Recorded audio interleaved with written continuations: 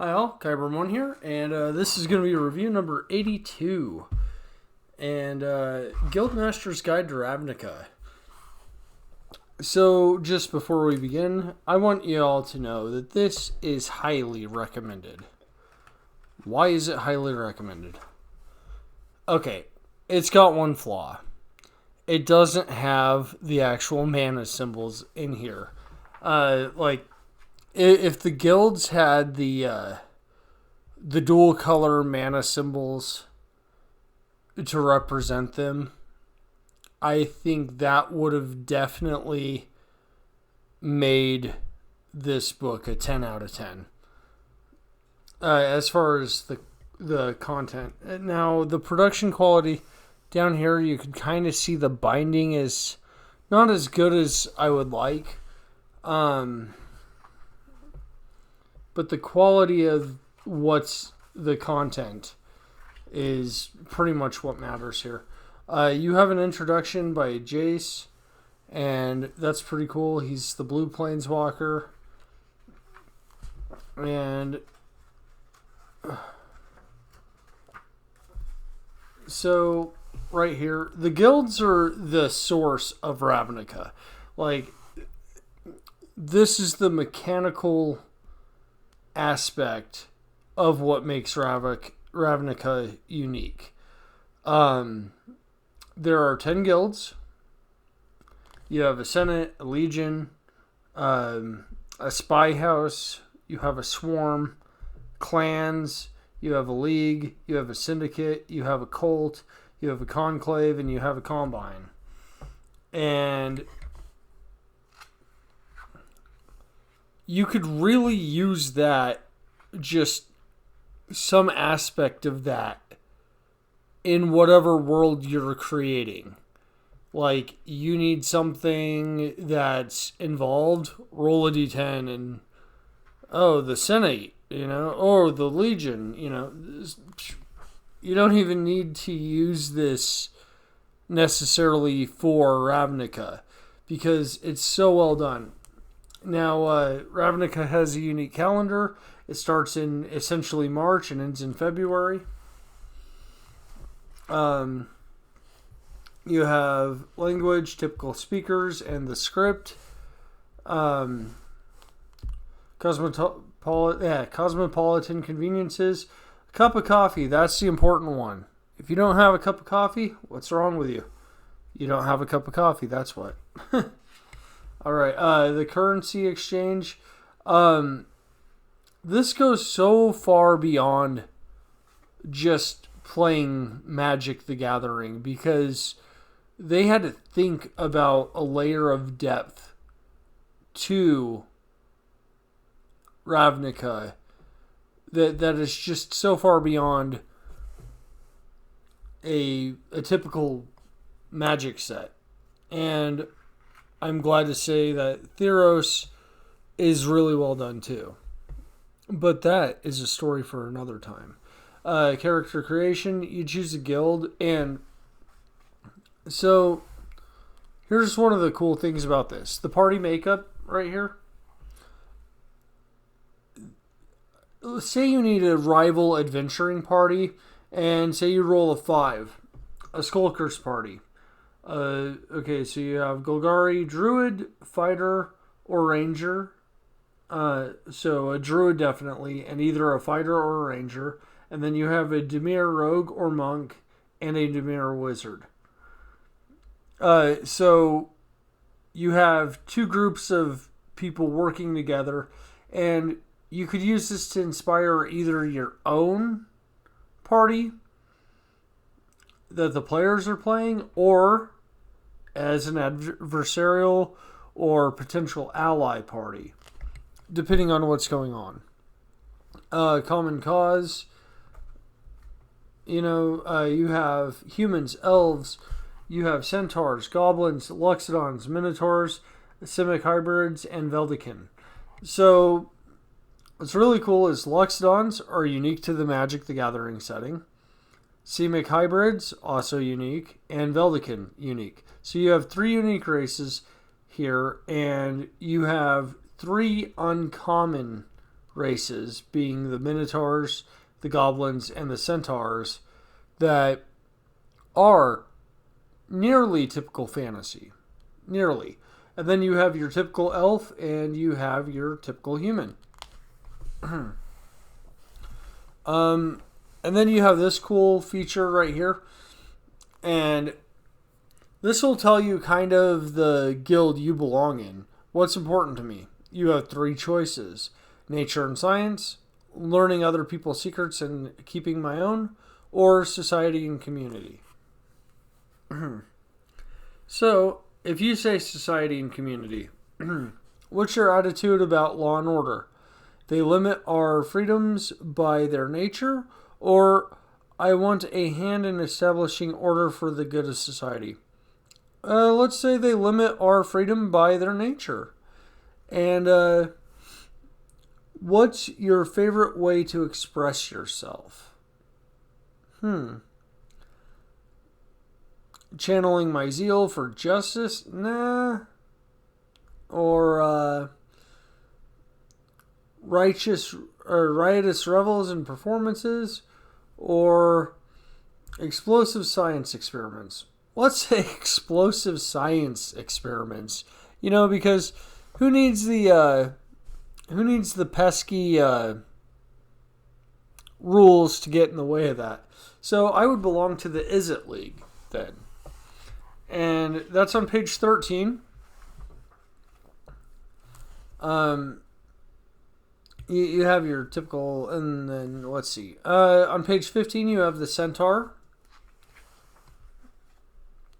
16 you have the Goblin. 17 you have the Loxodon. 18 you have the Minotaur. 20 you have the Simic Hybrid. 21 you have the Veldikin. And then classes by guild. And this is really cool because this falls straight in line with the Magic the Gathering set. And that was page 23. And it goes through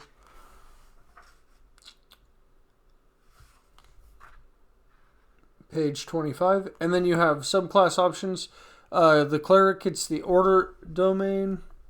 The Druid gets the Circle of Spores. And that's pretty beast.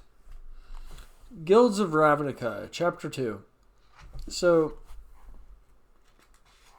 this goes over how you fit into a guild and things like that.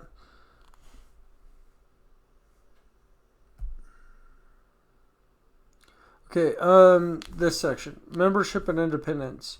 Some adventurers do exactly what they're told, spending their careers doing the bidding of their guild superiors. Most adventuring characters, though, prefer more independence. You can roll a d6 or choose from the options in the table on how to establish a reason for the freedom enjoyed by your character.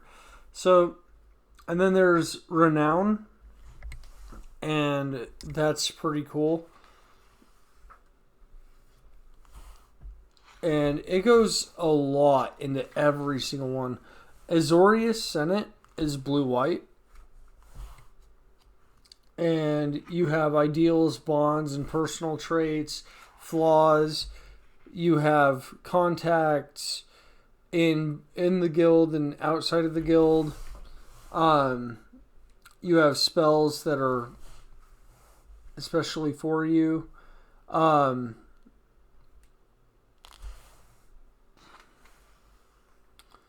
Boros Legion is red-white.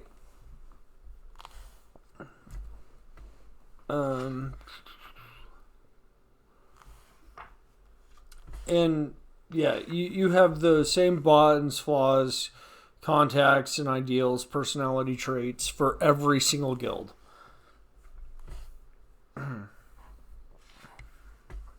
As well as rank and information like that.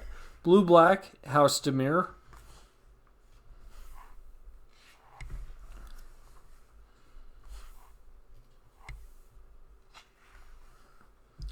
Green-black is Golgari Swarm.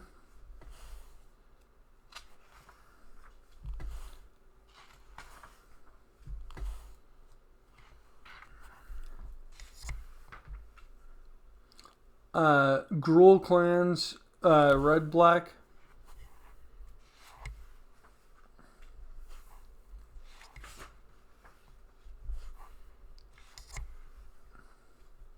Is it League? Blue and red.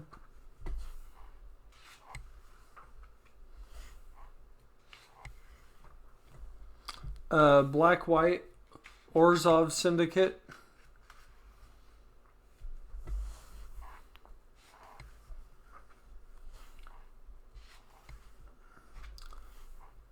Black, red. Cult of Red.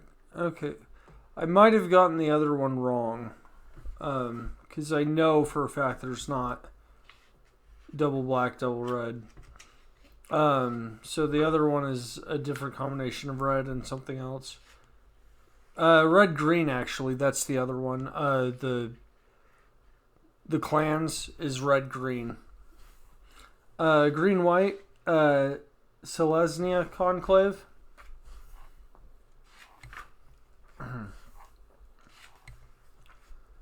And then you have blue-green, Simic Combine. So for every single combination of two colors, you have a guild. And the views of the guild are very in line with what the colors represent in the color pie in Magic the Gathering. As far as what their values are, how they're built, how they're defined. And I really wish there was an alternate rule for an alignment system based on your affinity. There's some other YouTube channels that go over what Batman would be and what Magneto would be and things like that. And just, they're utterly fascinating when you look at the world through a Magic the Gathering alignment or personality system. And then you go into kind of how the world's laid out in Ravnica. And this is really cool because rumors and then people in the streets, say you roll a 1, banker heading to a favorite restaurant. And then say you roll a 9, opera singer enjoying a meal outside. So there's all sorts of people you can meet. And you could use this for any role-playing game if it fits kind of the theme you're going for. Like, there's so much good stuff out of this book. It's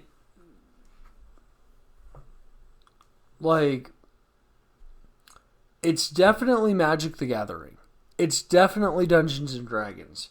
But because of the way that Magic is conceptual and how many charts and tables without real rules there are, just like who do you run into on the street. I mean, it's definitely worth its weight in pennies. There's 5,000 pennies plus tax, so yeah. I really enjoy this book. I mean, you have 3 exclusive races, 3 uncommon races, and then your typical elf and human. And you have 2 new subclass options, Druid of Spores and Cleric of Order. And just a ton of history and lore and what it means to be part of different groups. And each group is really well represented in this. By far, this is one of my favorites. So, yeah, check this out. Guild Villain. Villainous activity. Say you roll a 3. A villain has claimed power in their guild and needs to be supplanted. Wow, that's kind of on the nose there. Ravnica is very political. And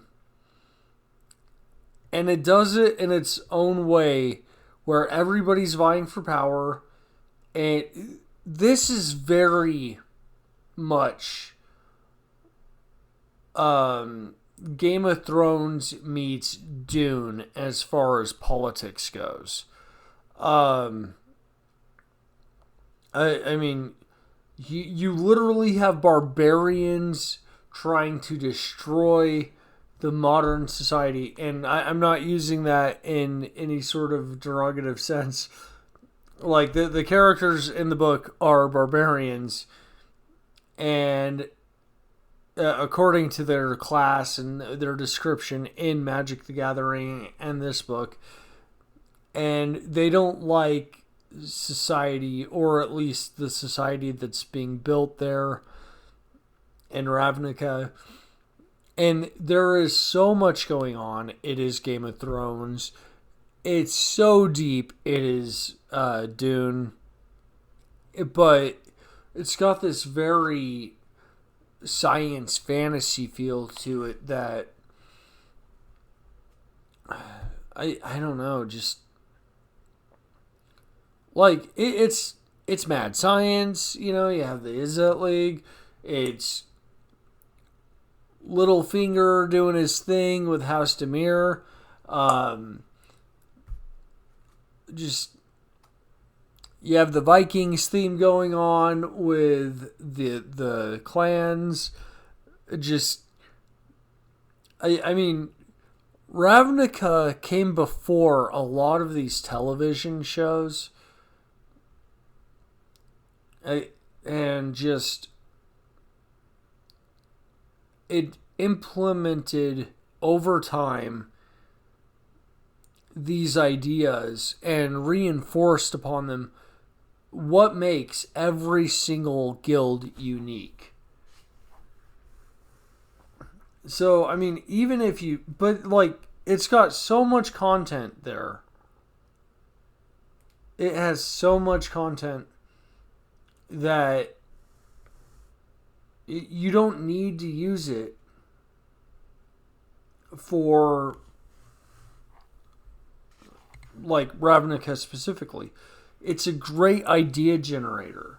Like, Dungeon Delve guilds. There's a reason why these groups do this.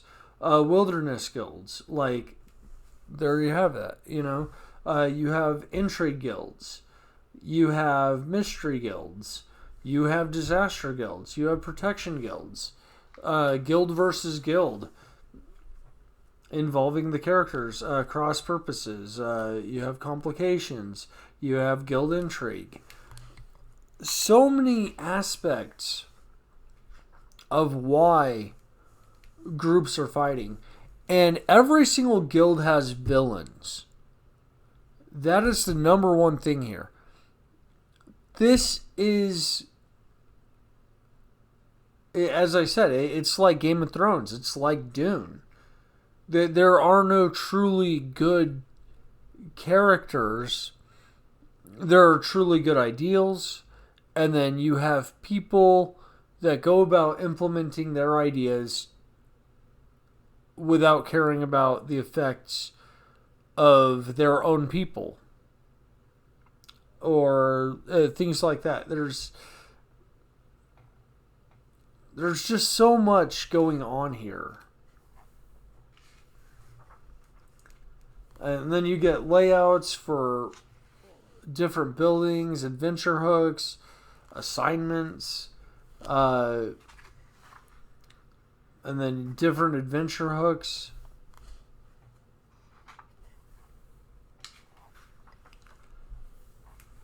Excellent art.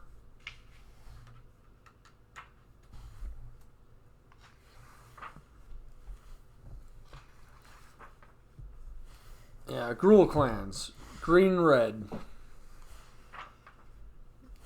Is it League? Blue, red? And just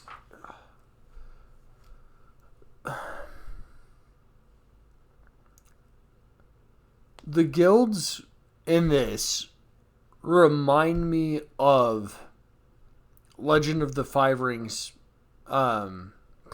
clans or houses.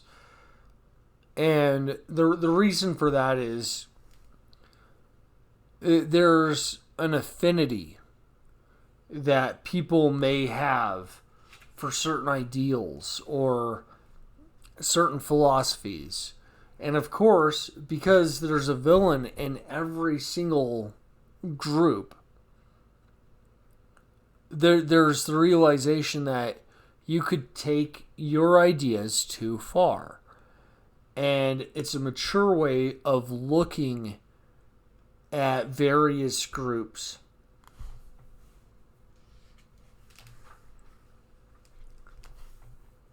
And everybody's got their allies. Everybody's got lines they will not cross. Everybody's got their favorite methods. Everybody's just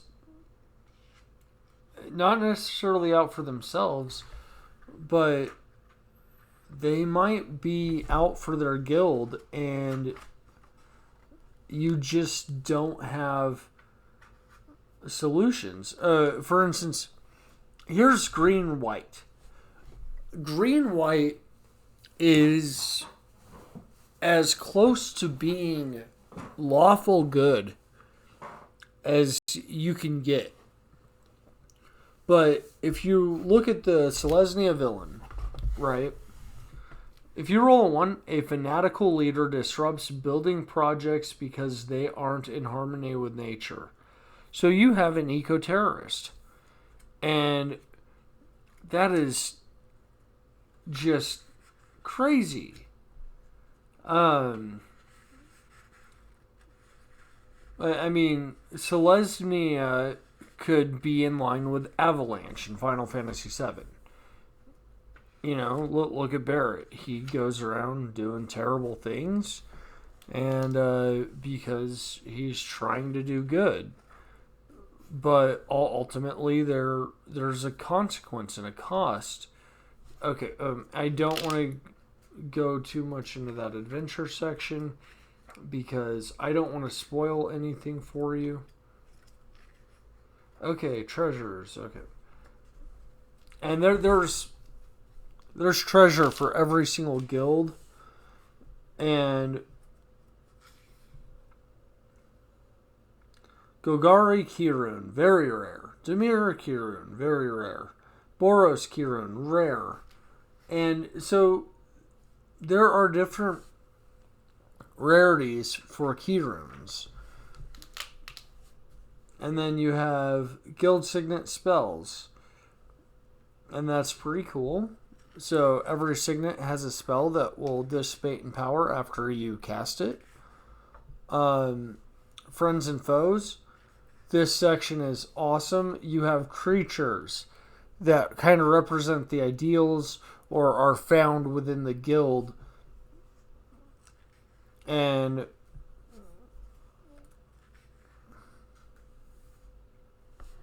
just seriously, excellent art. And the Death Pact Angel, absolutely gorgeous. I mean, look at that scythe. The raven style wings. It's definitely an angel, but it's not an angel you would want to see. You know?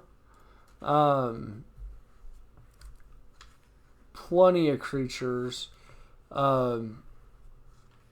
Powerful druids. You have awesome cats. You have giants.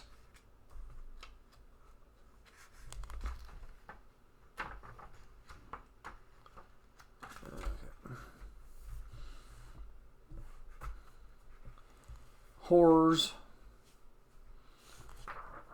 You have all sorts of really cool stuff. You have Is It Weirds? Is it weird? Is it weird? Indentured Spirit. And the cool thing about this is, after a while, these spirits can turn into specters. You can find those in the monster manual. And then there's all sorts of really, really nifty stuff. You have Category 1 Crassus, and Cat 2 Crassus, and Cat 3. You have Krull Warriors. Night Veil Spectre, that looks awesome. A Gloamwing and a Night Veil Spectre. You just have a lot of creatures in here. And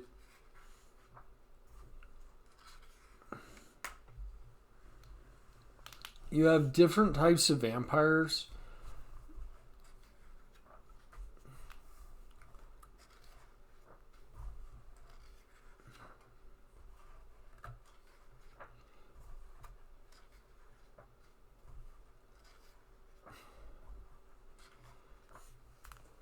Oh, so many creatures.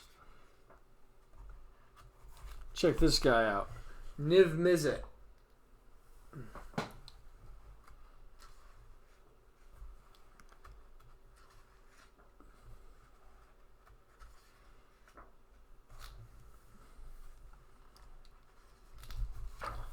You have NPCs for every guild.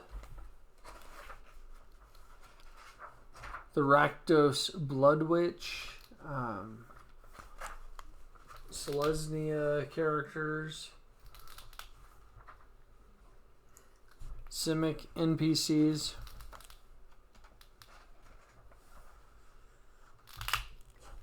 And there you are. This is highly recommended. And I want you guys to know that this is a serious book for serious intrigue. You could fight full-scale wars with the contents of this book, because every single guild has a philosophy. And the number of villains mentioned in each category, you could create an inner turmoil faction war between the personality archetypes. Like 3 of these villains over here team up, and 3 of these villains over here team up, and then these 2 other out of the 8 represent the actual guild, and none of these people get along except to accomplish certain other aspects. But it's amazing. And if you're looking to build factions in any role-playing game, look at this book. Go through it, read about what makes every faction different. Guilds are factions in this. Different ideas, different philosophies, different ways of getting what they want. Alright. Kyber 1 out. Highly recommended. Like and subscribe.